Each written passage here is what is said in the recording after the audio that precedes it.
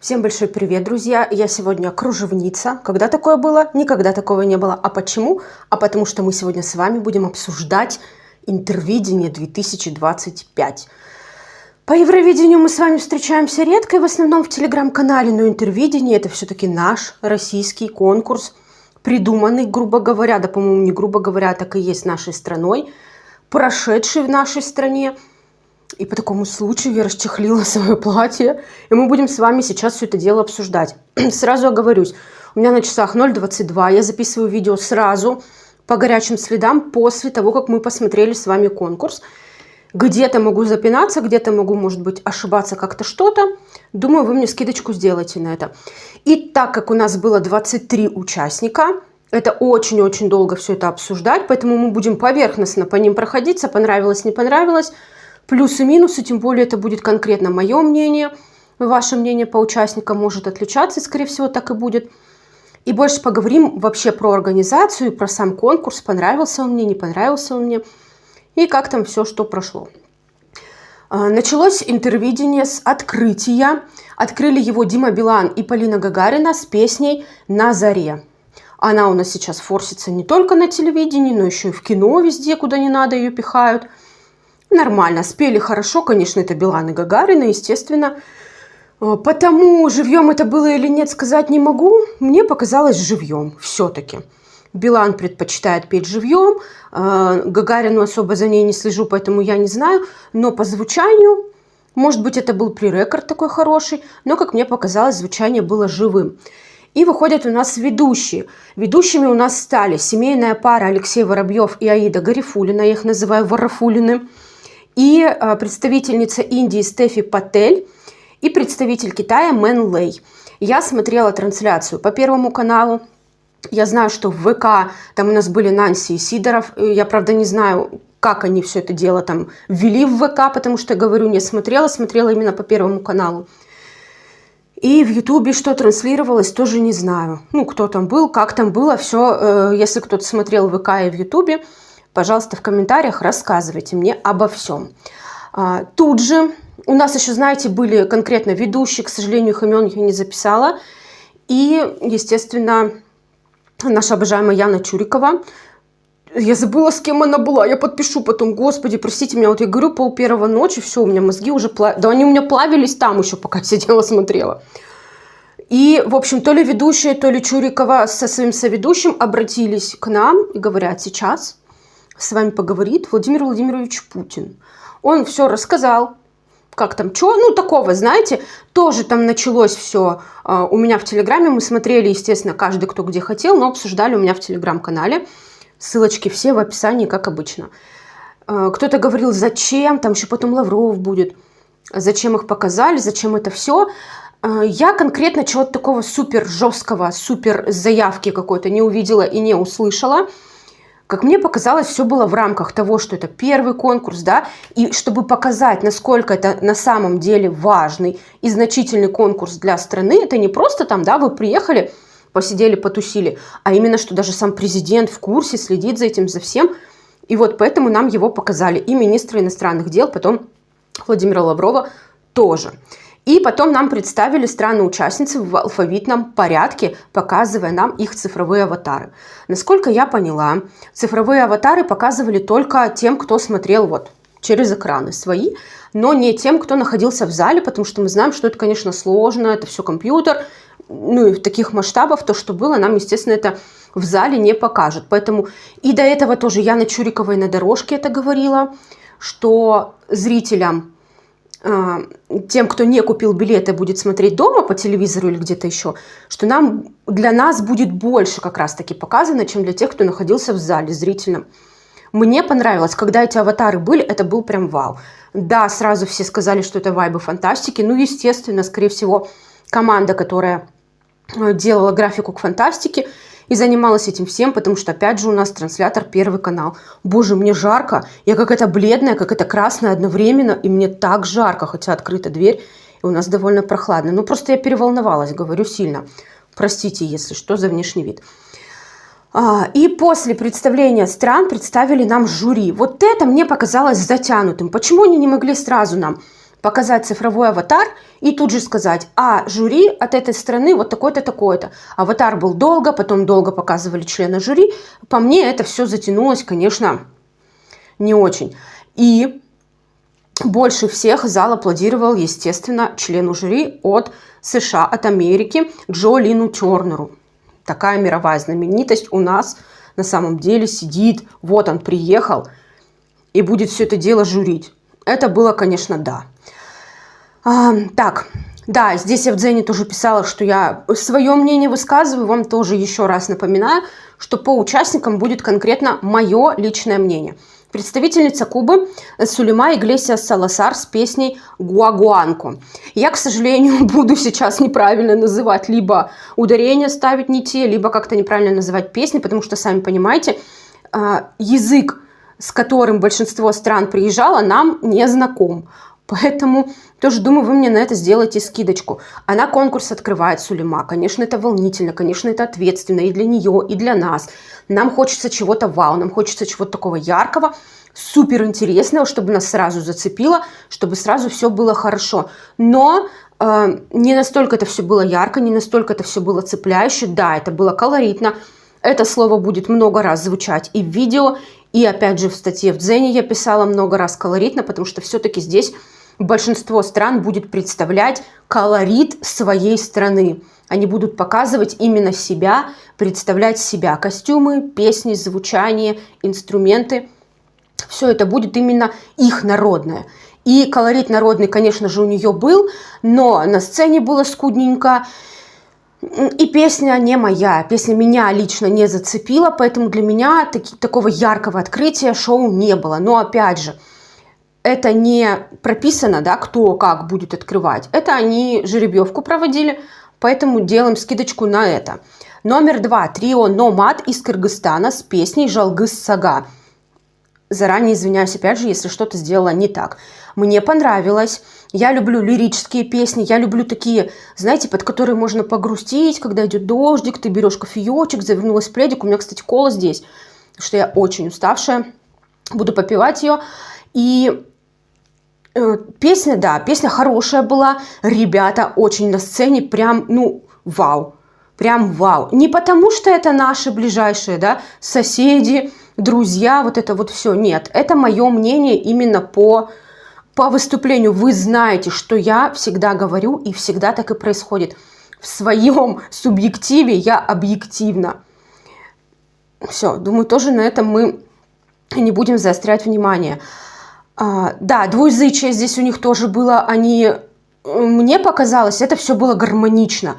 Они спели хорошо. Не было такого резкого перехода на разные языки, да, что ты там слушаешь на одном, оно резко переключается на другой, ты думаешь, что я слушаю вообще? Нет. Все было супер, мне все понравилось. И я их записала в свои фавориты. Вот если я не ошибаюсь, вы представляете, 23 участника было. Конечно же, мне нужно запомнить... Нет, я их не записала здесь свои фавориты, кстати, почему-то внизу. Да, это я потом делала после Китая уже. Но на самом деле они мне понравились. И как раз-таки номер 3 представитель Китая Ван Си с песней, да, со своей замечательной песней. Ой, как он хорошо переходил с баритона на тенор. Нам представили, что это один из выдающихся баритонов Китая. И я ожидала, что песня будет прям баритональной. Вы знаете, что я, что Евровидение, что Интервидение также максимально стараюсь не смотреть песни до самого конкурса, пока я их не увижу вот здесь уже. Потому что у меня пропадает весь интерес, у меня пропадает абсолютно весь запал. Мне неинтересно смотреть по 50 раз один и тот же номер, по 50 раз одну и ту же песню в рамках конкурса слушать. Я только изучаю участников, кто будет, кто не будет, какие там сплетни, слухи, скандалы. Песни я впервые смотрю на конкурсе. Мне понравилось, но эта песня мне очень напомнила что-то русское. Прям супер, какую-то мега русскую песню. И ребята в Телеграме пишут, что очень похож голос на Нилетто. Да, соглашусь, голос похож на Нилетто. И вот песня до сих пор не могу вспомнить. Если вдруг вы понимаете, о чем я говорю, тоже напишите в комментариях. Китай я записала в свои фавориты, это точно. Мустафа Саад из Египта с песней «Бен Эль-Банат». Надеюсь, также правильно сказала. Текст песни написал сам Мустафа, но он выступал один. Он был полностью один на сцене, не было ни группы музыкальной, не было ни подтанцовки, да, балета, ничего. Он был один. И мне этого не хватило. То ли они как-то не договорились, как ему работать с камерой, как ему передвигаться по сцене, перемещаться. Но мне показалось, вот именно из-за того, что он был один, и я не видела номер, я не знаю язык, я примерно даже не могу понимать, о чем он поет, именно вот в моменте. Мне хотелось видеть. То есть, что я вам пытаюсь сказать? Я хочу видеть, что это был Египет, да? Я хочу знать, что это был именно он. У меня не срослось, не получилось. К сожалению, мне не хватило.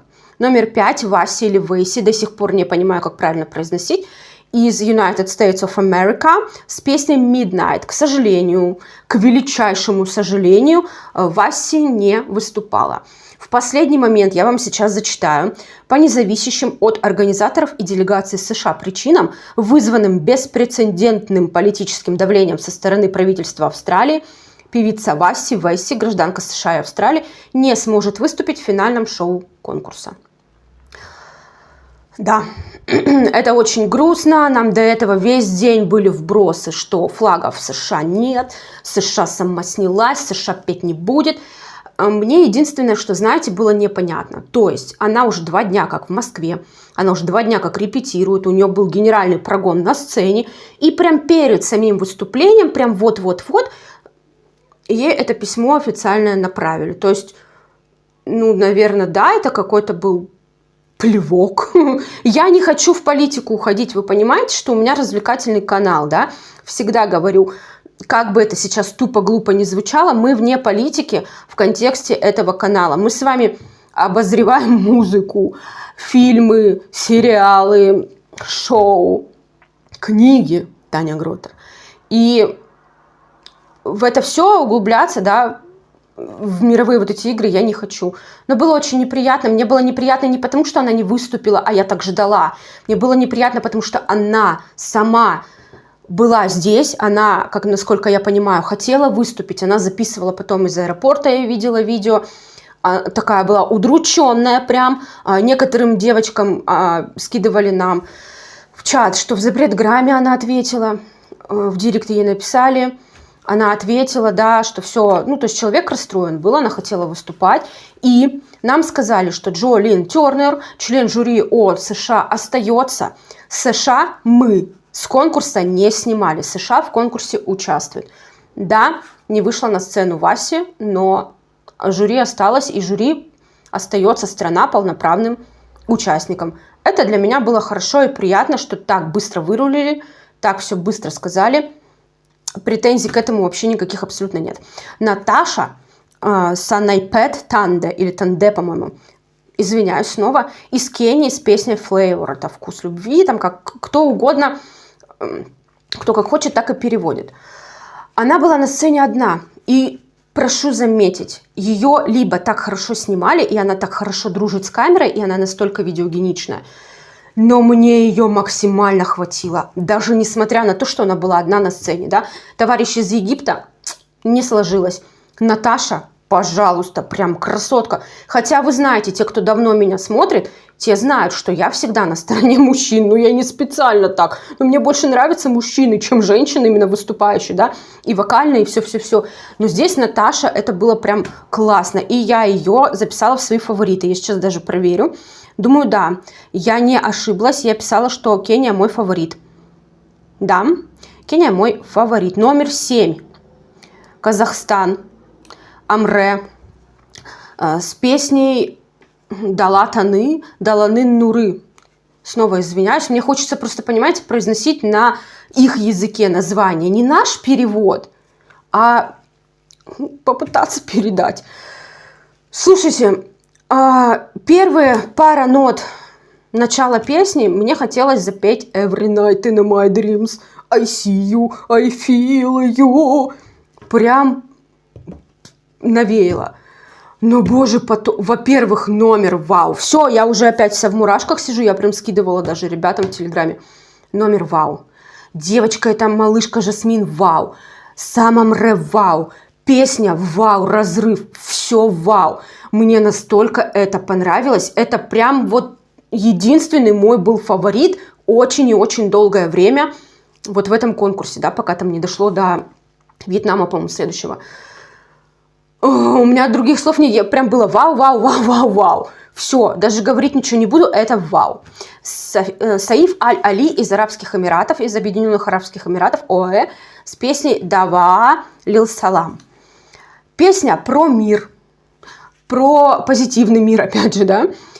Ее написали специально для конкурса. То есть это не так, что вот 50 лет назад она была написана, а для конкурса мы поменяем аранжировку и нас пропустят.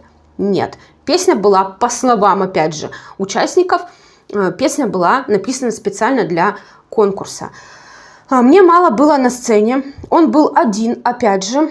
Да, одеяние было арабское, но у нас потом и у других тоже представителей арабских стран будут такие же одеяния. И не особо ты понимаешь, опять же, да, вот не зная, чей флаг, не зная ничего, ты не поймешь, кто выступает перед тобой. К сожалению, да, вот мне вот этого не хватило. Мне хотелось бы чуть-чуть движухи какой-то на сцене. Да, песня более лиричная, более такая позитивная, благоприятная, даже, скажем так, не просто приятная, а благоприятная. Но, блин, ну вот не хватило мне. Номер 9. Шаманушка, наш любимый, великолепный Ярослав Дронов с песней «Прямо по сердцу».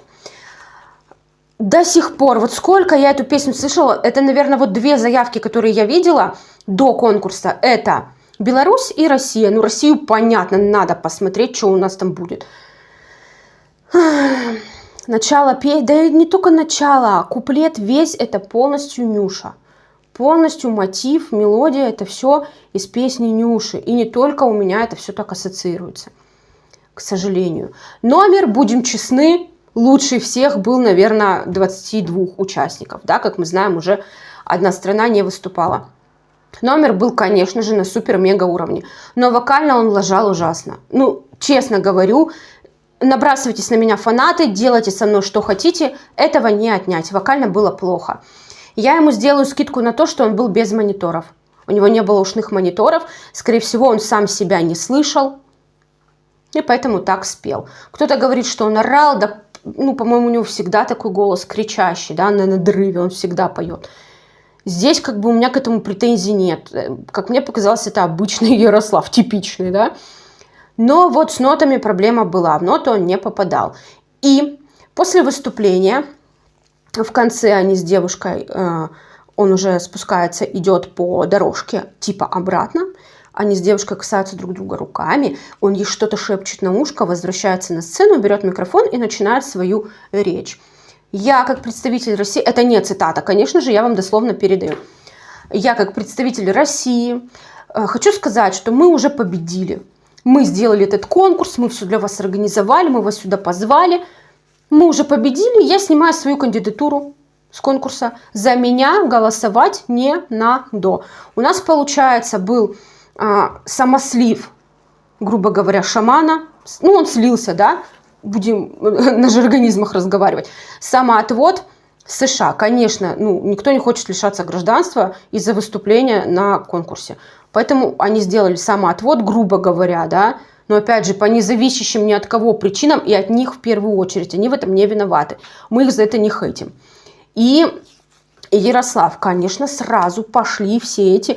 Вот он понял, что он плохо спел, поэтому он специально слился. Это все было заблаговременно придумано. Слушайте, было придумано заблаговременно. Слился, не слился специально. Это было, блин, прикольно. Ну, честно. Да, может быть, он правда. Давайте быстро разберем. Первая теория заговора. Да, он услышал, как он спел, и решил слиться, чтобы потом ему не было стыдно, что он займет какое-нибудь 27 место из 23.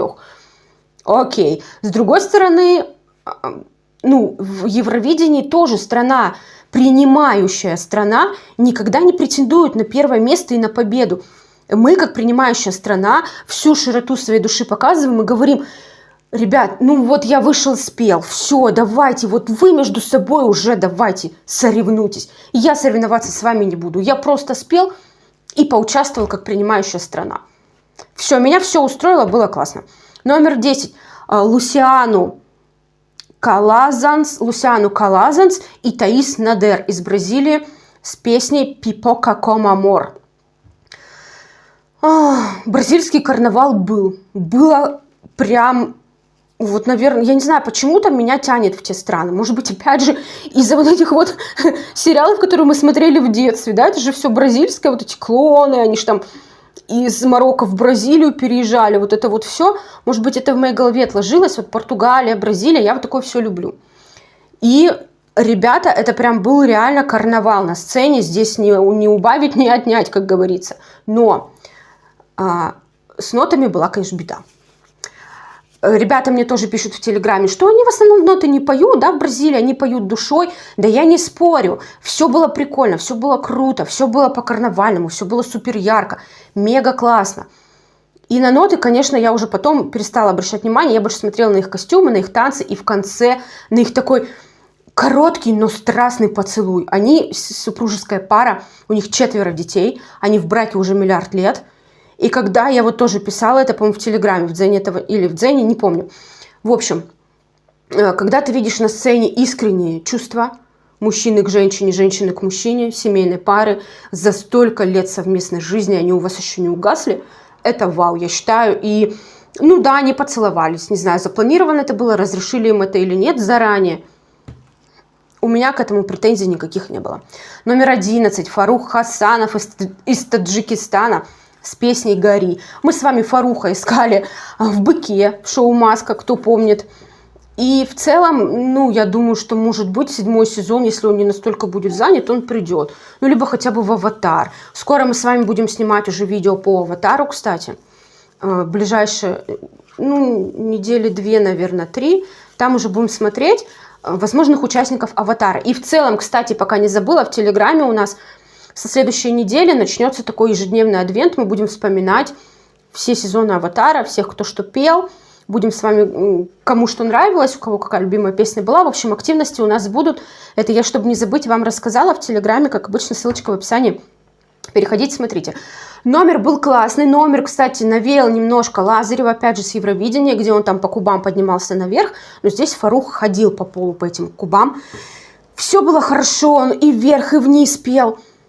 Но потом где-то он прыгнул с куба на куб. Да, это было по полу, но все равно это был прыжок. И такой, не просто он перепрыгнул 15 сантиметров, а прям прыгнул. И там у него сбился голос. Он сам понял, что голос у него сбился, занервничал, запереживал и начал сбивать голос еще сильнее.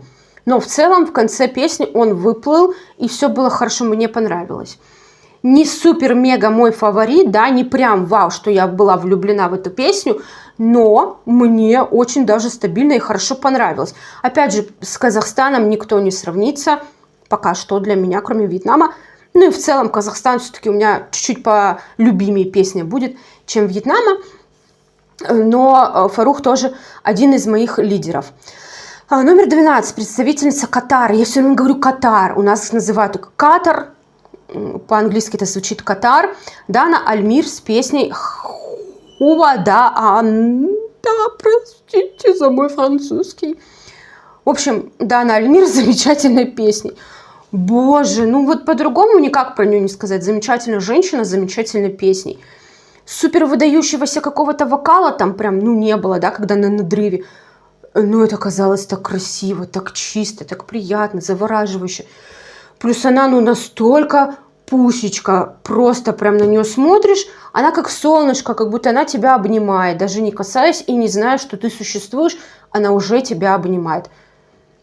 Прям классная, она очень веселая, позитивная такая. И насколько я поняла, ну, конечно, нам это вслух не произносили, но она борется за права женщин, она феминистка, давайте будем называть вещи своими именами. Не радикально, да, настроенная, а адекватная. Вот я тоже к их числу себя преподношу. Тем более, да, покрытая женщина – это сила, это мощь, красота, и вот ее, вот это вот солнышко от нее. Ой, все было классно, короче, мне все понравилось. Денис и Дилан из Мадагаскара с песней «Тяко Ханджеки». Простите. Простите. В общем, песня про любовь у них была. То ли «Я тебя люблю», то ли «Больше, чем любовь». Во-первых, первое, наверное, пол куплета мне казалось, что это представитель Франции на Евровидении 2024 года, Слимае. Очень мне показалась песня похожей. Потом очень похоже было на Эроса Рамазотти. Тоже в Телеграме ребята сказали, что им также вайбики такие были. И мне в целом все очень понравилось. Они классно взаимодействовали на сцене, они очень хорошо между собой, у них была химия, у них все было хорошо. Мне они понравились. Я, наверное, даже мне больше нечего сказать. Просто ребята понравились. Лирично, красиво, но мощно. Номер 14. Зейна Имад из Саудовской Аравии с песней «Моджрат Хам».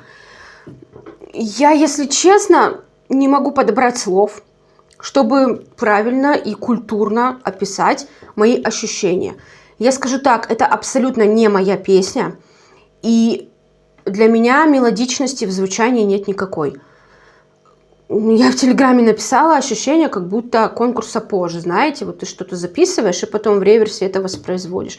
Примерно язык звучит так. Ни в коем случае не хочу никого обидеть, да, своими словами, но вот для моего уха это было так. Но девушка, я вам скажу, очень красивая, очень приятная, такая в меру скромная, но в то же время она излучает уверенность, она красивая.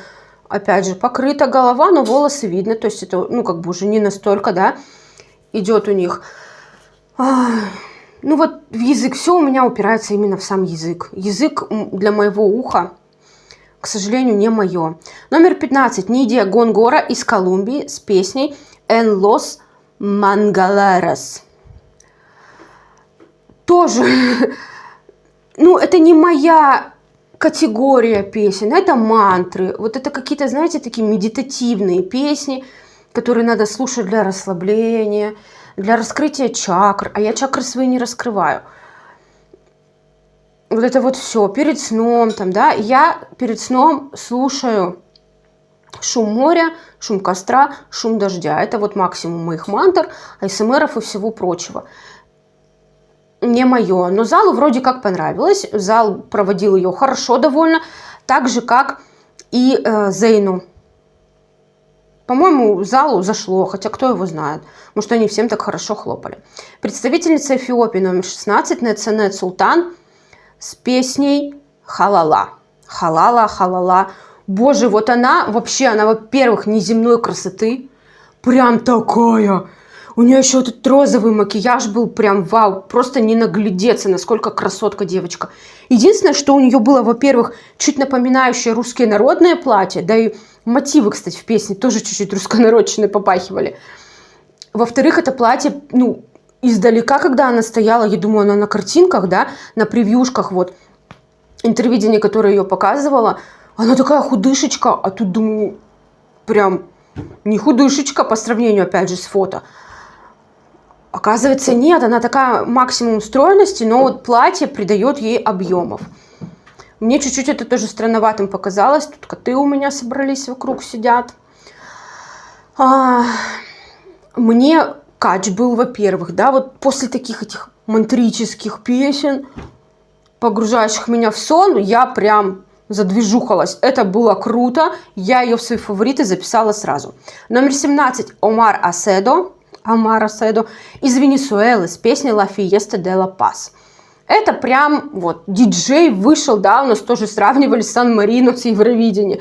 Вышел, покачал зал, в камеру мне посветил ширинкой своих штанин зачем-то, я не знаю. Ну, видимо, на драйве, на кураже был пацан. Это было прям тоже кач-качевый, вот после особенно Эфиопии, тут же и Венесуэла. Я прям проснулась, я прям раскачалась, я прям была готова дальше смотреть. Фавориты свои тоже записала, конечно, не супер, ну там супер песни как таковой не было, это больше в основном было зажигалочкой такой. Мне все понравилось, повторюсь, особенно по сравнению с той музыкой, которую мое ухо не воспринимает. Номер 18, вот сейчас надо аккуратно. Слободан Тркуля и Балканополис из Сербии. У них там очень тяжелые названия, имена, с песней Three Little Roses, либо «Три маленьких розочки». Это песня про его дочерей. Не помню, он писал или нет, но написано просто, говорили нам, что песня посвящена его дочерям. У него 3 дочери, я сразу вспомнила Аманда, Линда и Роуз, да, 3 цветка, 3 дочери.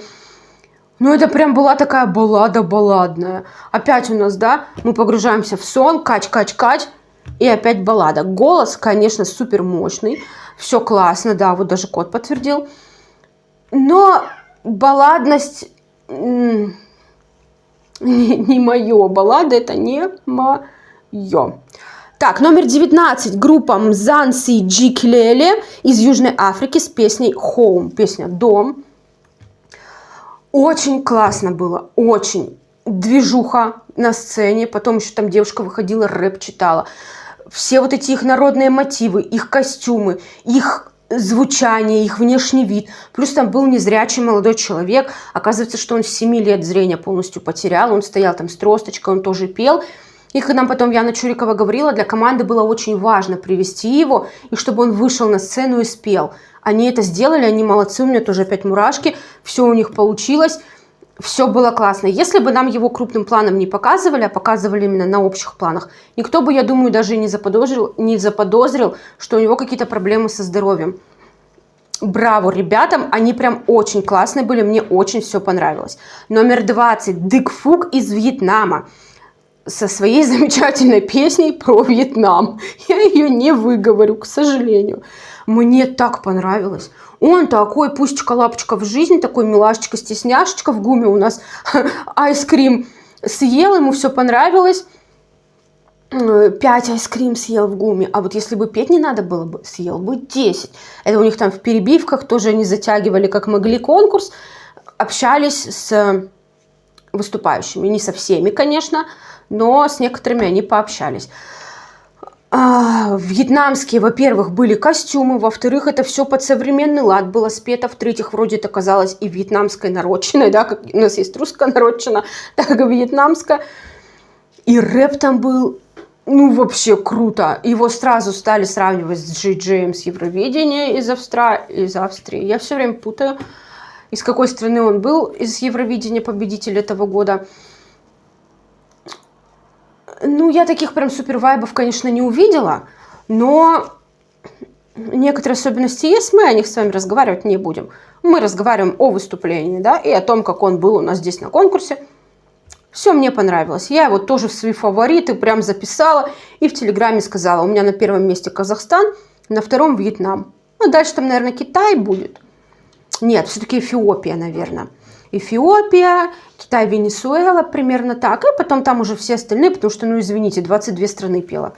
Номер 21. Настя Кравченко из Беларуси с песней «Мотылек», наша соседушка. Вначале это было прям, ну, вообще я не понимаю, что это было.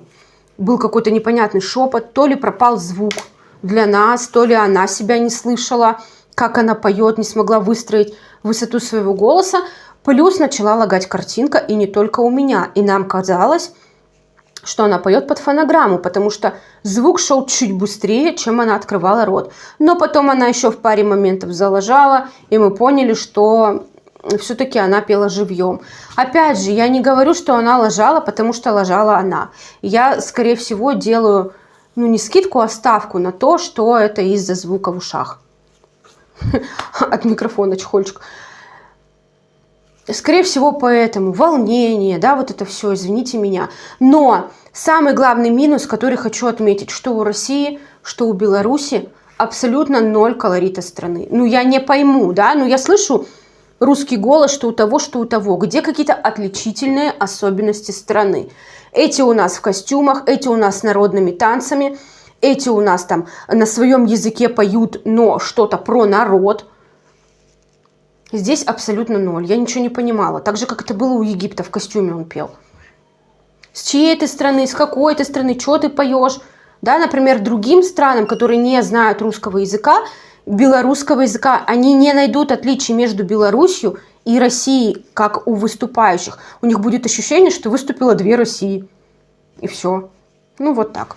Номер 22. Шохрук Мирзоганиев из Узбекистана с песней «Сенсан Севарам». Кто-то пишет, что эта песня уже около миллиарда лет, что просто поменяли аранжировочку, как-то чуть посовременнее ее сделали. Слушайте, я опять же не знала, да, что там было до, как там есть сейчас, но мне абсолютно не зашло. Вообще. Да, он такой приятный, он такой милый, не хочется ничего плохого вообще про него говорить. Он еще и с мамой своей там был, блин. Вообще абсолютно ноль. Это прям было заунывно. Но я по-другому сказать не могу. Извините, пожалуйста, меня, кто будет смотреть из Узбекистана, кто болел за него. Хотя у нас ребята тоже в Телеграме у меня из Узбекистана сказали, что Маша, типа, не переживай, нам самим не очень зашло. На это я тоже как бы скидочку сделаю, да, что я вслух это говорю. Никогда не люблю говорить, что мне что-то прям конкретно не нравится, потому что хочется везде искать плюсы. Из плюсов он спел хорошо, именно вокально. Не моя песня. И номер 23 у нас последний участник, закрывающий конкурс. Раухан Малик из Индии с песней «Ишк». Нас всех научили любовь говорить «Ишк». Зал трижды произносил «Ишк, ишк, ишк» на индийском языке, на хинди. Красиво, мелодично, приятно, местами чуть-чуть движ был, местами мы уходили в суперлирику, но прям чтоб вау-вау, и это закрывающий номер. Вот я писала, если бы закрывали Казахстан, Вьетнам, Китай, или хотя бы, давайте опять же из движушных, Венесуэла, Эфиопия. Ну, по жеребьевке получилось так, да, и вот это вот смазанное начало, смазанный конец, это, конечно, тяжеловато, да, когда вот прям хотел чего-то вау, а получил не очень вау. Но это по моим ощущениям, повторюсь, может быть, Индия была вашим фаворитом главным. И мои конечные фавориты, я еще раз их перечислю, может быть, кого-то не назвала. Китай, Кения, Казахстан, Таджикистан, Эфиопия, Венесуэла, Вьетнам. И я еще сказала, что Кыргызстан. Но Кыргызстан я здесь не записала себе, потому что я уже начала их писать после, по-моему, даже после Кении. Или с Казахстана начиная. Я вспомнила, что мне надо еще отдельно записывать фаворитов. Все спели, нам снова показали такие кусочки их выступлений, так же, как на Евровидении все было. Переходим к голосованию жюри, они заполняют бланки. Пока жюри заполняет бланки, у нас будет попурри из русских песен, которые будут отражать душу, сердце нашей страны. Все было хорошо, все было замечательно, пока не начала петь Клава Кока. Я не поняла. Ну, если честно, извините меня, опять же, фанаты Клавы Койки, но мощь ее голоса несопоставима с мощью голоса даже Воробьева, Гарифуллиной. Они, кстати, хорошо спели. Зуб даю, что они все пели под фонограмму. И Клава Кока была в костюме Зуба с 2 корнями на ножках. Ну, это прям вообще, вы мне другое ничего не скажете. Я прям видела Зуб с корнями. По-другому никак. Костюм был прикольный и смешной у нее. Парни были все такие в черном, девчонки все были в белом. Естественно, пели Айола, там 2 строчки своей песни. Куртукова «Матушку землю» пела. Все как надо. В конце они все спели Сансару под предводительством Александра Маршала. Понятное дело, что все это было под фонограмму лютейшую. Маршал там вообще, по-моему, рот еле открывал, когда пел Сансару. Плюс вроде как поет Маршал, да, мы слышим его, только его голос, а там показывают, как другие надрываются, стоят в эти микрофоны. Понятно все. Баллы жюри я не буду вам озвучивать. Там был такой эпик, я не знаю, как это назвать. Такие качели эмоциональные. Я там в Телеграме фотографировалась. Вы знаете прекрасно, да, что я не стесняюсь ни своей мимики, ни каких-то дурацких выражений своего лица. Абсолютно. И вот в Телеграме там я все это предоставила и показала максимально, опять же, без стеснения. Все свои эмоции передала. И в конце концов, кстати, еще пока Кыргызстан в промежутках показывали, что они лидируют, что они на первом месте, зал не хотел это принимать. И когда говорили, ой, извините, у нас тут была заминочка, на первом месте сейчас уже по промежуточным результатам не Кыргызстан, а Вьетнам, и все, Кыргызстан не очень, конечно, хотелось бы зрителям в зале, чтобы победил.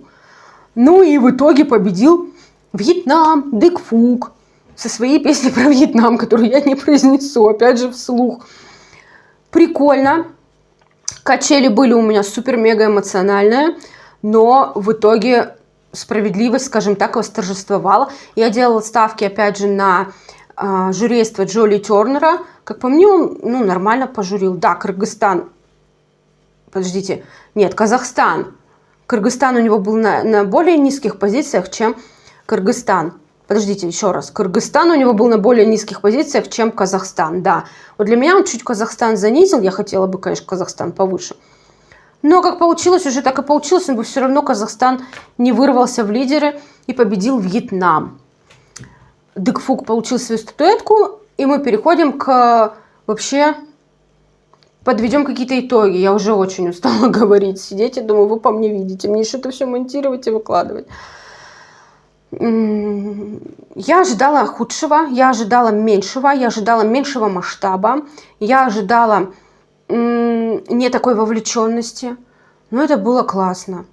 Слушайте, мне прям так понравилось, я от себя не ожидала, да, опять же, того, что мне так понравится. Я прям уже болела, я прям хотела, чтобы победили конкретные люди, я прям болела за них. Ну, мы, кстати, не будем с вами обсуждать, что...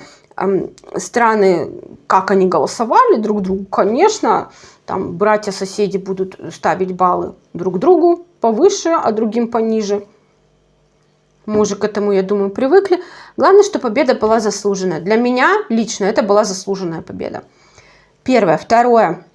По поводу ведущих. Ну, будем честны, Аида Гарифуллина не должна вести конкурсы такого масштаба. Мирового масштаба. Внутри страны, да, но у нее было очень много запинок. Было очень видно, что она просто читает заученный, даже не заученный, наверное, просто читает текст с суфлера. Прям читает. Она не проживала, скажем так, то, что она говорила. Мне понравилось, наверное, ведение Воробьева, потому что когда у нас на голосовании была заминка с тем, что они не выводили результаты одной из стран на экран, он... начал зал, там, давайте поаплодируем, давайте это, давайте то. То есть он все же профессиональный у нас ведущий, да, здесь проблем никаких. Он тоже очень много запинался, у них очень много было оговорок.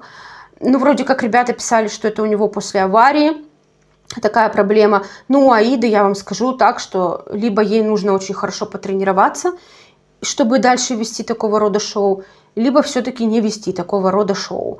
Надеюсь, она на меня не обидится. И...